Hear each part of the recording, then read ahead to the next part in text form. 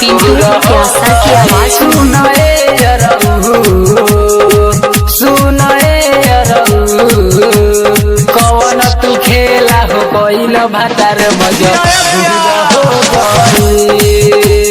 कौन तू खेला हो कोइल भातार मजा बुर हो गए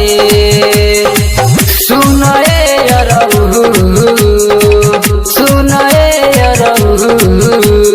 कौन तू खेला हो कोइल भातार मजा बुर हो गए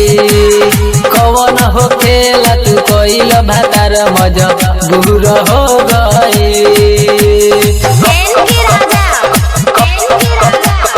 कौन हो खेला तू कोइल भातार मजा बुर हो गए म्यूजिक बाय विकास शर्मा।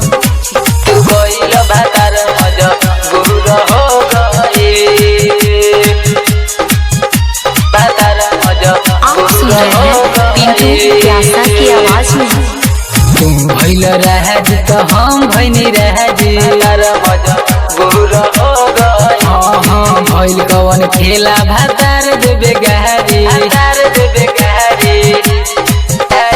तुम भइल राजी तो हम भइनी रहजी भइल कवन खेला भातार देबे गहरी तू बताव का भइल कैसे भातार जाना गइल तू बताव का भइल कैसे भातार जाना गइल कि ना मावा कैसे आ गइल कि ना मावा कैसे आ गइल कौन तू खेला हो कोइल भातार मजा बुर हो गइल कौन तू खेला हो कोइल भातार मजा बुर हो गइल कौन हो खेला तू कोइल भातार मजा बुर हो गइल तू कोइल भातार मजा बुर हो गइल भातार मजा बुर हो आप सुन रहे हैं गइल पिंटू प्यासा की आवाज में। हमारा ना मालूम बाटे ये कैसे भइल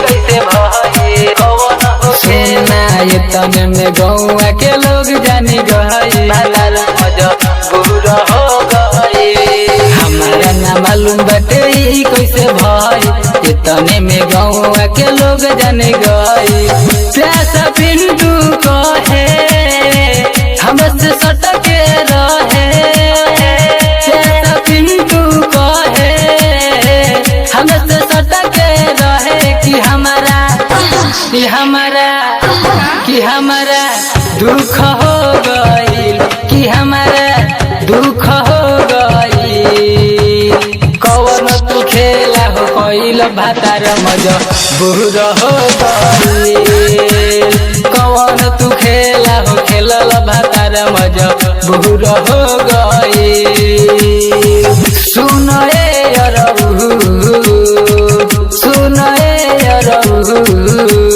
कौन तू खेला हो कोइल भातार मजा बुर हो गइल कौन हो खेला तू कोइल भातार मजा बुर हो आप सुन रहे हैं गइल पिंटू प्यासा की आवाज में।